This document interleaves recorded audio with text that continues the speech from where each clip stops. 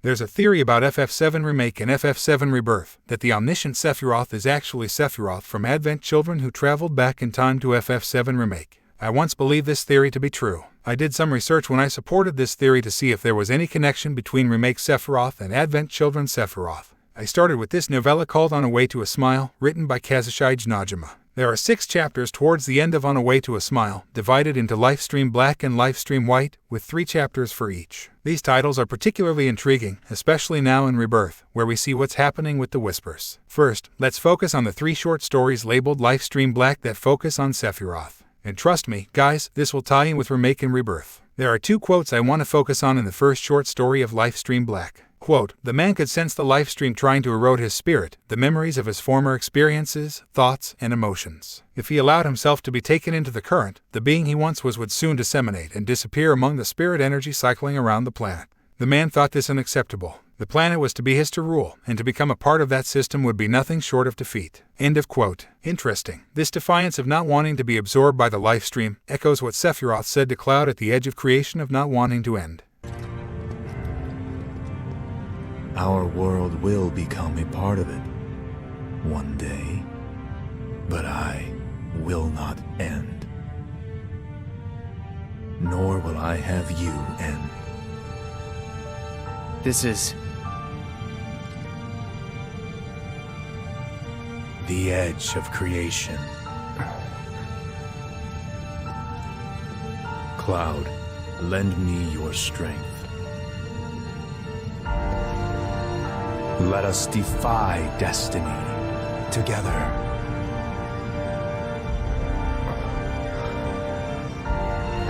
So if this is Advent Children Sephiroth, his motivations are pretty much the same, except instead of being absorbed by the life stream, he doesn't want to end. Tomato, tomato. Sephiroth also reiterate this notion in Rebirth. Remember this scene in the Temple of the Ancients. Yet I shall remain. I, son of Genova, will at last claim my birthright. My dominion shall reach into infinity. It shall encompass worlds unbound by fate, and histories unwritten.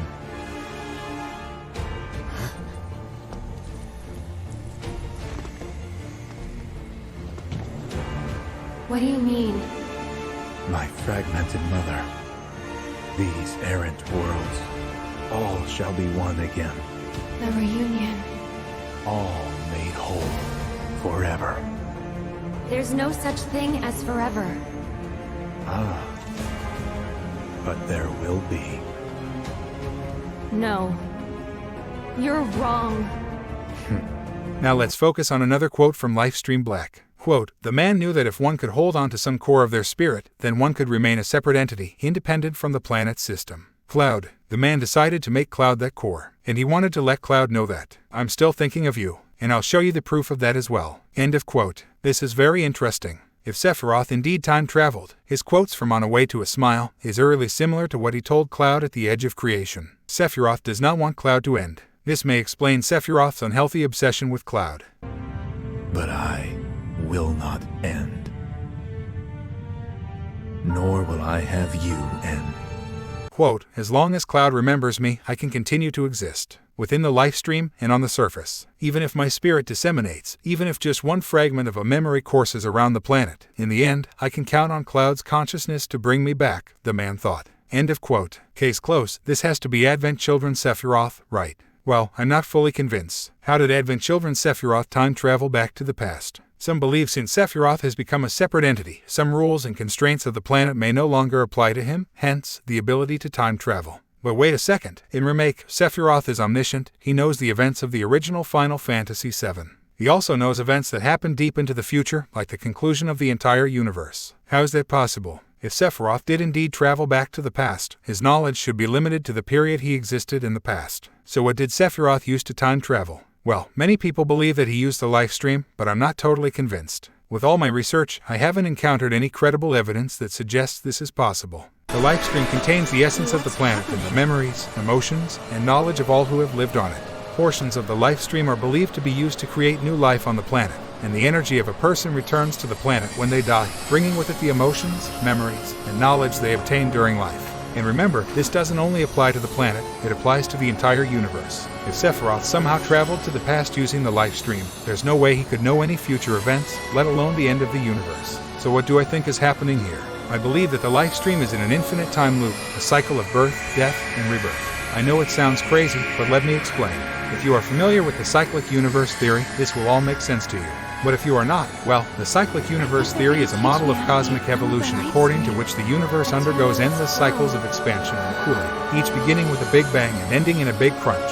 Many believe that when the universe is reborn, it's reborn exactly like the previous universe. The original Final Fantasy VII and its compilation are the one and true timeline. It went through infinite cycles of birth, death, and rebirth. So my theory is this: remember how Sephiroth learned about the black materia in the OG FF7? After the Nibelheim incident when Sephiroth fell in the life stream and was immersed in it, he learned about the black materia through the knowledge and memories of the past that is contained in the life stream. So, my theory doesn't differ too much from the original. The only difference is in Remake Rebirth. When Sephiroth fell into the life stream and immersed with it, he learned about the cyclic universe. He learned that history was already written and his destiny was bound by fate, literally. My dominion shall reach into infinity. It shall encompass worlds unbound by fate, and histories unwritten. Sephiroth alludes that this world's history was already written and fate kept it in check. So I'm certain that Sephiroth received his omniscience through the life stream and didn't time traveled. And if you're not convinced, let's turn to Sephiroth's rival, Aerith. In Remake, Aerith is also omniscient, just like Sephiroth. So why aren't there theories about how Aerith from Advent Children traveled back to the past? In the beginning of Remake, Aerith is omniscient throughout the game until the Whisper Harbinger is defeated. After that, and into Rebirth, she is no longer omniscient. Why is that? Let's play these two scenes to help us clarify this more. First, Aerith and Tifa in calm. Why? Was wondering, what's Cloud been doing these past 5 years? Where's he been?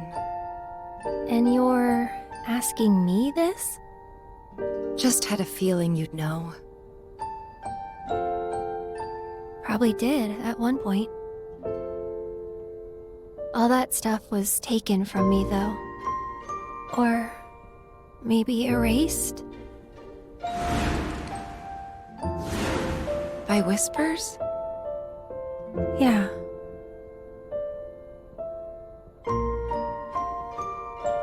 Interesting. Aerith alludes that the Whispers have taken her omniscience away. Now, let's check out the scene with Aerith in Red 13 and Coastal Desol. Tell me, what color would you say this is? None?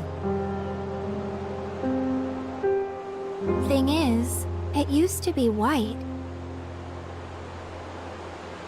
At least, it was back in Midgar.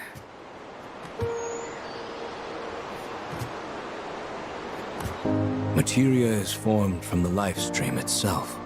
Orbs infused with knowledge, memories. The Whispers. They took all that from mine? These memories were precious. Yes. Extremely.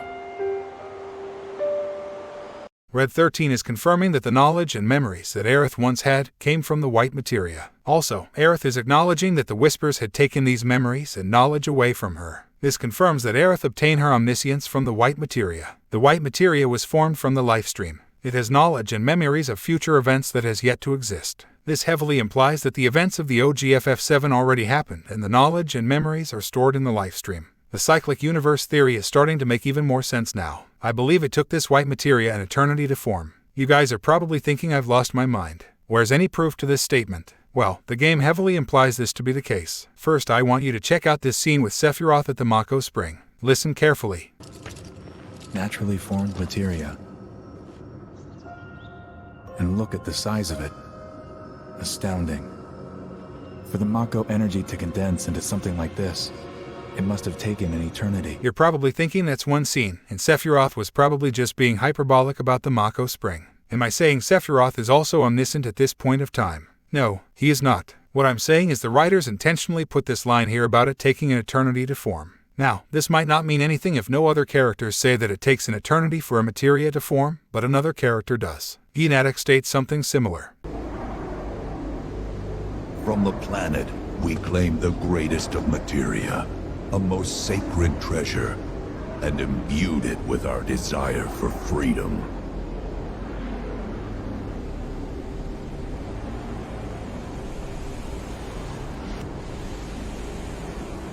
After an eternity,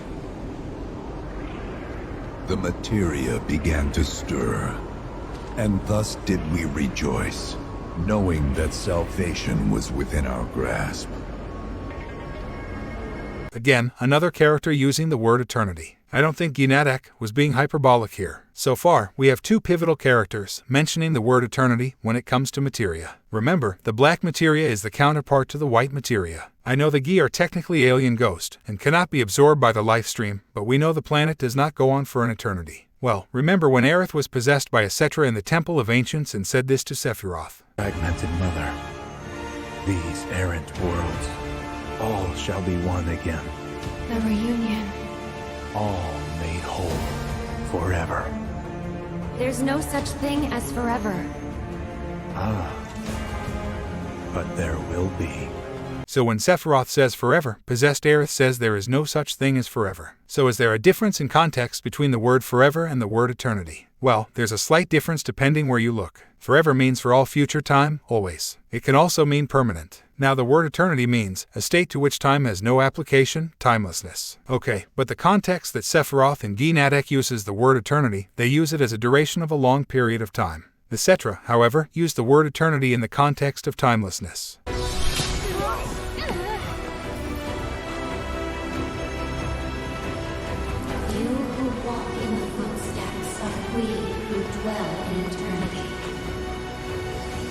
I know I'm harping on the word eternity, but you got to remember, part of Sephiroth's plan is to exist forever. The word eternity and forever are usually interchangeable based on the context. Sephiroth's plan is kind of similar to his plans in the OG, but in Rebirth it's on a larger scale. In the OG, Sephiroth wanted to summon Meteor to collide with the planet to cause a wound so large that the life stream will send all its energy to heal the wound, and Sephiroth would absorb the life stream, hence, making him a god. In Rebirth, however, Sephiroth wants to merge all the worlds to one and summon Meteor to collide with this new merged world, make a wound so large, and absorb the life stream. But the difference this time is Sephiroth has merged an infinite amount of worlds. So in theory, he has more than abundant of life stream energy, hence, Sephiroth becomes a god and he exists forever. Now in this part of the video, I want to focus on my last video about Zack. I want it to be known that I theory craft for fun. I can be completely wrong and I accept that. When I watch, read or play any media based on a fictional world that has a lot of mystery in it, I tend to theory craft. The reason I conclude that Zack is dead is based on the lore and facts of the game. Let's start with the Whispers first. Throughout the entire game of FF7 Remake, the Whispers appears to those who try to change the course of fate and carry out corrective action. Example, when Jenova Sephiroth killed Barrett, the Whispers revived him. In a flashback in Rebirth, the Whispers go out their way and threw Wedge fat ass out of a 60-story building and killing him.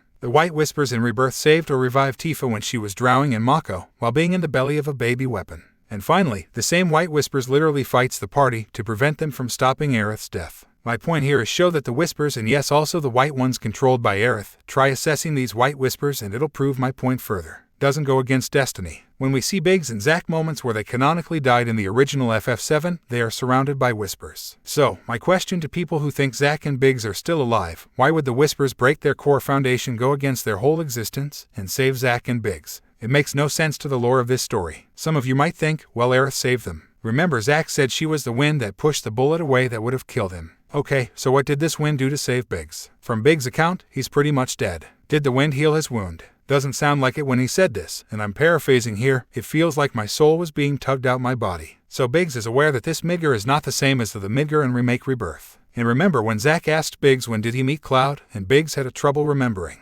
Biggs mentioned something about his internal clock being busted since he's gotten to this Midgar, and Zack agreed. When exactly did you meet Cloud? The day before we hit Reactor 1. So, how long ago was that again? Weird. My internal clock's busted. Yeah, mine too. What's that about anyway?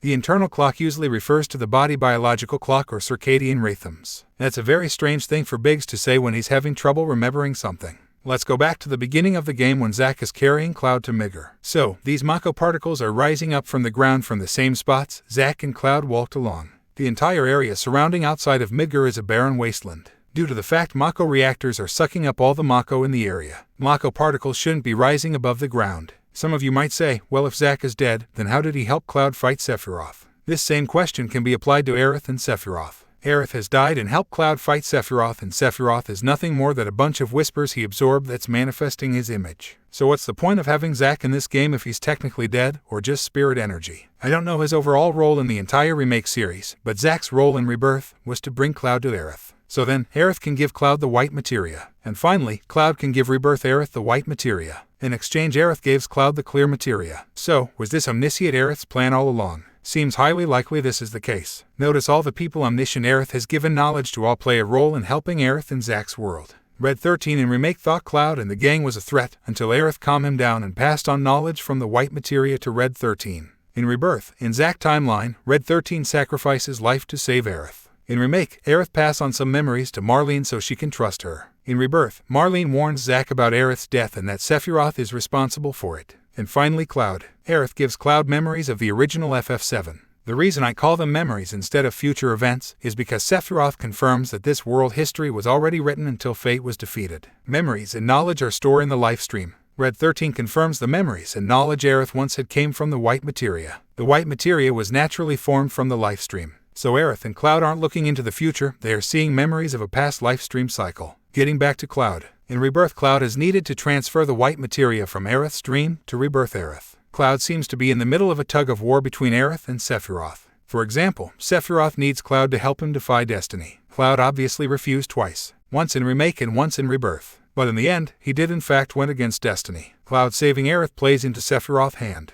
At first glance that seems to be the case, but I think it gives Aerith the advantage. I think Aerith gave Cloud memories of her death for some reason. I'm not sure what it is, but I think Sephiroth and Aerith both wanted this, for different reasons. It's important to note that Aerith gave Cloud the clear materia. The game shows that the clear materia has no value right now, but Ginatic said something interesting about imbuing the materia they stole from the Cetra with their desire. So one should assume this might be possible with the clear materia Aerith gave Cloud. And finally, some believe the clear materia is housing the Migger that Zack is in. I'm 50-50 with this theory, but it has some validity to it. For instance, at the end of Remake it's heavily implied, especially after the line change in the dub in Remake. Aerith can see the rift in the sky. At this point Aerith is no longer omniscient and has the clear materia in her possession. At the end of the game, Cloud has the clear materia and he's able to see the rift in the sky. Thanks for watching. Next video, truth about Aerith's death and Cloud's true role in FF7 Remake series.